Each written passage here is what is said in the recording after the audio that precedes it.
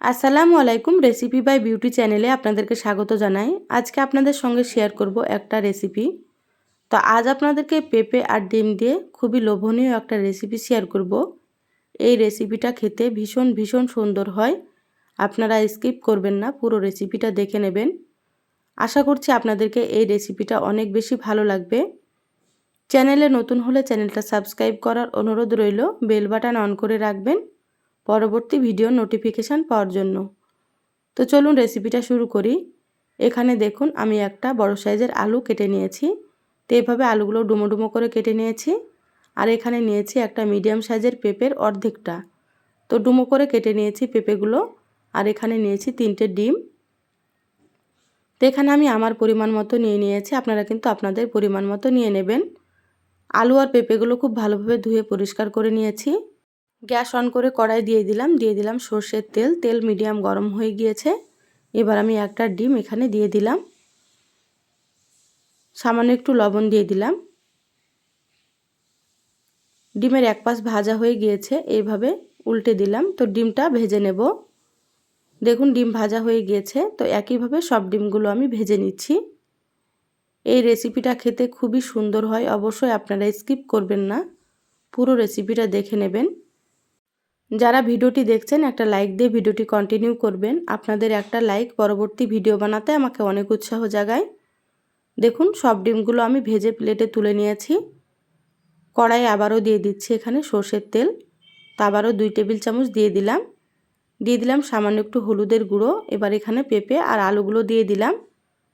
Half চামচ দিয়ে দিলাম লবণ। এবার নেড়েচেড়ে আলু আর পেঁপেগুলোকে খুব ভালোভাবে ভেজে নেব।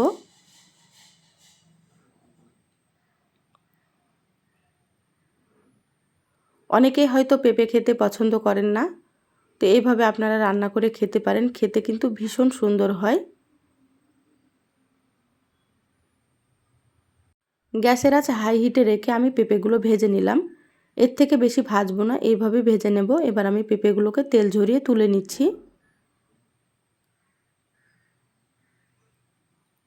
আমার চ্যানেলে আরও অনেক রেসিপি আছে, চাইলে আপনারা আমার রেসিপিগুলো দেখে আসতে পারেন। কিছু রেসিপির লিঙ্ক আমি আই বাটনে দিয়ে দেব, আপনারা সেখান থেকেও দেখে নেবেন। দেখবেন আমার রেসিপিগুলো আপনাদেরকে ভালো লাগবে। ওই তেলের মধ্যে দিয়ে দিলাম হাফ চামচ কালো জিরে। আর দিয়ে দিলাম এখানে বড় সাইজের 2টো পেঁয়াজ কুচি। এবার পেঁয়াজগুলোকে নেড়েচেড়ে ভেজে নিচ্ছি। এবার এখানে দিয়ে দিচ্ছি 2টো কাঁচা লঙ্কা, মুখটা চিরে দিয়ে দিলাম। এখানে ঝাল আপনারা আপনাদের নিজেদের টেস্ট অনুযায়ী ব্যবহার করবেন।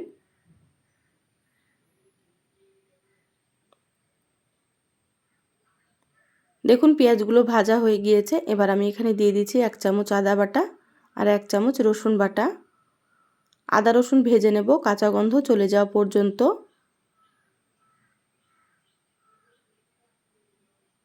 দেখুন আদা রসুন ভেজে নিলাম। এবার এখানে দিয়ে দিচ্ছি স্বাদ মতো লবণ। তো লবণটা বুঝে দিতে হবে, প্রথমে ভাজার সময় লবণ দিয়েছিলাম। এবার আমি এখানে দিয়ে দিচ্ছি হাফ চামচ হলুদ গুঁড়ো, হাফ চামচ দিয়ে দিচ্ছি ধনিয়া গুঁড়ো, হাফ চামচ দিয়ে দিচ্ছি জিরা গুঁড়ো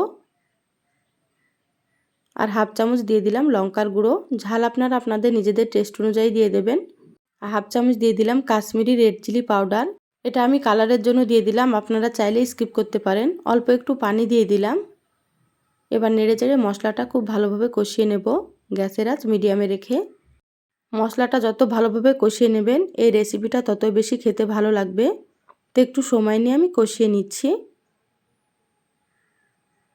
আমি সবসময় আপনাদেরকে সাধারণ রেসিপিগুলো একটু সুন্দর করে দেখানোর চেষ্টা করি। আমার রেসিপিগুলো আপনাদেরকে কেমন লাগে অবশ্যই চ্যানেলের কমেন্ট বক্সে কমেন্ট করে জানাবেন। দেখুন খুব ভালোভাবে মশলা কষানো হয়ে গিয়েছে। এবার এখানে আমি ভেজে রাখা পেঁপে আর আলুগুলো দিয়ে দিলাম। পেঁপে আর আলুগুলো মশলার সাথে আরও 5 মিনিট মতো আমি কষিয়ে নেব গ্যাসের আঁচ মিডিয়ামে রেখে।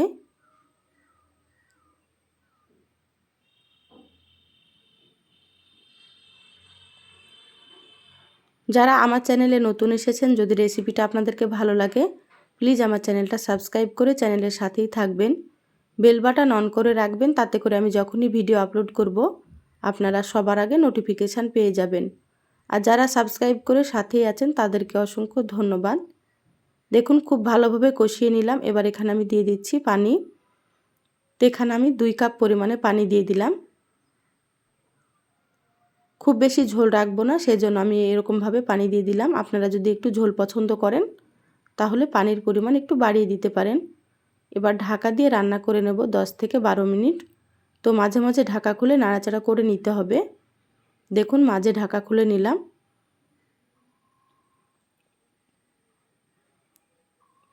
পেঁপেগুলো সেদ্ধ প্রায় হয়ে এসেছে, তো আরও কিছুক্ষণ করে নিতে হবে। এবার আমি এখানে ভেজে রাখা ডিমগুলো দিয়ে দিচ্ছি।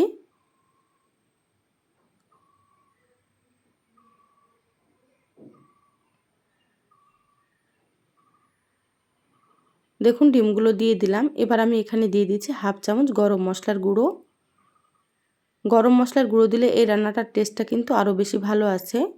আপনারা চাইলে গরম মশলার পরিবর্তে ভাজা জিরের গুঁড়ো দিতে পারেন। মশলাটা একটু নেড়েচেড়ে মিশিয়ে নিলাম।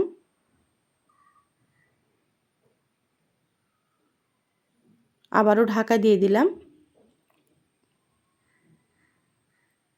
দেখুন আমি পুরো 12 মিনিট রান্না করে নিয়েছি গ্যাসের আঁচ মিডিয়ামে রেখে।